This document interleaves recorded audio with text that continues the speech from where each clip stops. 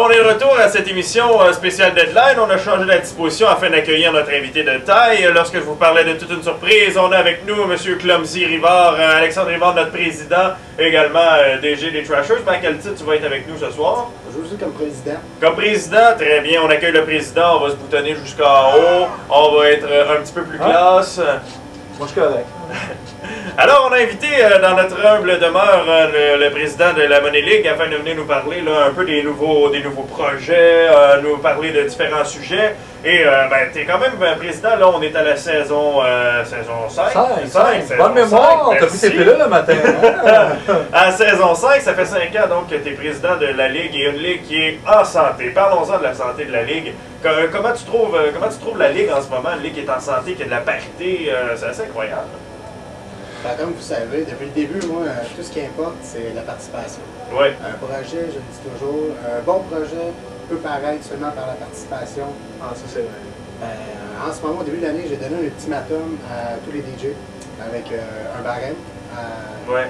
Pour l'alignement, pour les messages sur le forum. Ouais. Ça a été très bien répondu. J'ai été même surpris parce que comparé aux autres années, on a toujours eu un bon taux de participation. Mais cette année, on a au moins triplé. Ah, c'est assez incroyable cette année. Là, on en parlait sur le plutôt en forum, soirée. quelque part, je me souviens pas, mais quand on a commencé les taux de participation, je me rappelle que je suis allé voir le forum mettons, à minuit, le lendemain à 8 h le soir, fait que là, moins de 24 heures. Je regarde ça, puis il y a une page et demie. Une page et demie, j'ai jamais vu ça dans une de ligue. Sujets, là, de sujets, pas nécessairement. Pas juste, il y a du monde qui réplique à ça. Que c'est vraiment, on est rendu, je pense, à un niveau plus élevé que. Puis cette année, il y a eu des rajouts. Il y a même des personnes qui n'ont pas encore d'équipe, qui ne rêvent que d'avoir une équipe, qui viennent participer au forum. Ça, c'est le fun. C'est vrai. Ça, c'est un gros must pour le forum et pour la Ligue. Puis la Ligue, bon, on sait, la participation, c'est en santé, mais les équipes aussi se portent très bien. Là. Il y a quelques points qui séparent, là, c'est des courses enlevantes autant dans l'Est que dans l'Ouest. Il y a combien de points qui séparent les deux?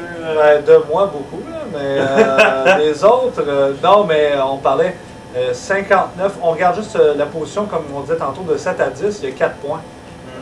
De 7 à de 10. Donc 4 équipes, 4 points différents. Ce qui est très important, c'est justement cette parité-là. Ça permet d'avoir un forum actif autant au niveau des échanges.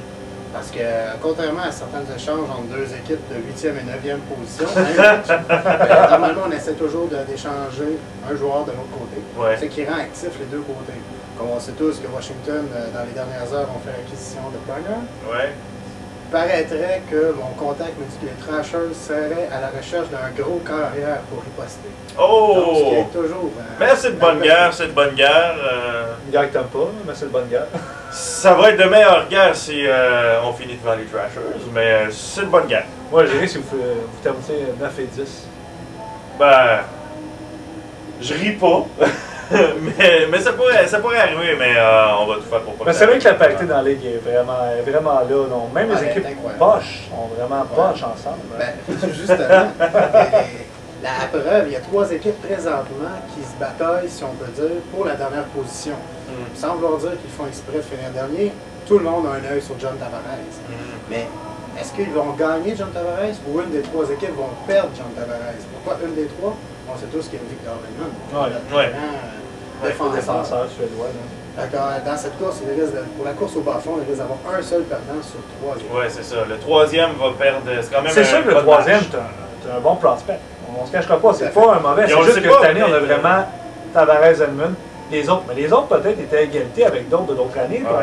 C'est juste que cette année, on a 2 joueurs, je pense. Pas d'exception. Non, mais tu sais, on regarde là, Ovechkin, Malkin, les deux Russes. Je pense pas que Tavares et Hedman vont être. Non, je pense pas non plus. Sinon, mon Dieu, je veux vraiment finir dernier. Mais non, je pense pas à ce point-là, mais on parle d'un joueur d'impact. Oh oui, un joueur d'impact. On s'entend là-dessus. Puis côté nouveau mode de paiement, là, il y a eu une nouvelle façon de procéder. C'est quand même un gros changement. Il y a eu une demande au DG comment est-ce qu'il voulait fonctionner. Là, la façon que ça fonctionne, c'est 30 $ par saison par participant. Puis ensuite, là, on a un système de prix là, qui devient vraiment plus comme un pool là, de hockey. Là. Oui, c'est ça. C'est pour un petit peu hausser, pas le niveau de participation, mais le niveau de sérieux. Parce que je tiens quand même à préciser, l'argent qui va être donné, le 30 $ par club, ça va être le même, le surplus comparé aux 10 qu'on donnait déjà, va être remis aux équipes, va être remis aux directeurs gérants gagnants. C'est ça. Donc, c'est tout le désir de gagner, là, le désir de ça va faire de l'argent, on va dire. Oui, ben c'est faire de l'argent. Remplir les poches. Se remplir les poches, mais également essayer d'écraser les autres équipes pour pouvoir justement aller chercher ce gros lot-là. Là. Et en plus, la valeur des vétérans va augmenter. Ah, ben oui. Oui. Ça va aller de soi parce que en ce moment, un vétéran, on se dit toujours, pour une saison, mon club peut-il vraiment gagner en terminant au 7e rang? Peut-il gagner la Coupe Stanley? Mais un coup au tournoi printanier, tout le monde a une chance. Aujourd'hui, en plus, avec un gain financier, tu peux te permettre, je prends un exemple, la personne va gagner la Coupe, va gagner 370 $. Oui, je pense que c'est ça. Ça voudrait dire que pendant les 13 prochaines saisons, il va pouvoir jouer gratuitement. On parle quand même juste d'un 3 $ par mois, mais quand même. Ouais. C'est quelque chose de bien. Ah oui, puis non seulement ça, mais on se le cache pas non plus. Là, de plus en plus dans les ligues simulées, ce qu'on voit, là, oui, on veut tous la gagner, la Coupe Stanley, puis c'est un grand honneur. On veut montrer que c'est nous qui mais on veut montrer que c'est nous. Hey, as-tu vu ma première ligne? C'est moi, j'ai Thomas Vanek, Zach Parisef, Kenny Malkin. On aime ça. Toi, non. Moi, oui, mais toi, non. Mais... Effectivement, c'est ça. Mais là, c'est qu'on va réussir à aller chercher peut-être un gros prix au bout du compte. Là, la victoire de la Coupe Stanley, là, le deadline, ça va être monstrueux là, lorsque ça va arriver. Les échanges, je crois, ça va se multiplier, c'est clair. Oui, déjà en studio en arrière avec les maquilleurs, je vous entendais parler juste avant, et les nombres d'échanges ont quand même grandement progressé depuis l'année dernière. Si je me rappelle bien, un mois avant le deadline, on avait peut-être 10 échanges mineurs en Noël et la date de Oui, c'est ça. Oui, on a. Ça va aller en progressant pour les prochaines saisons. C'est officiel. Mais est-ce que les DG, comme on est une ligue en santé, est-ce que les DG vont pas plutôt être conservateurs dans le sens que on tient à nos joueurs un peu.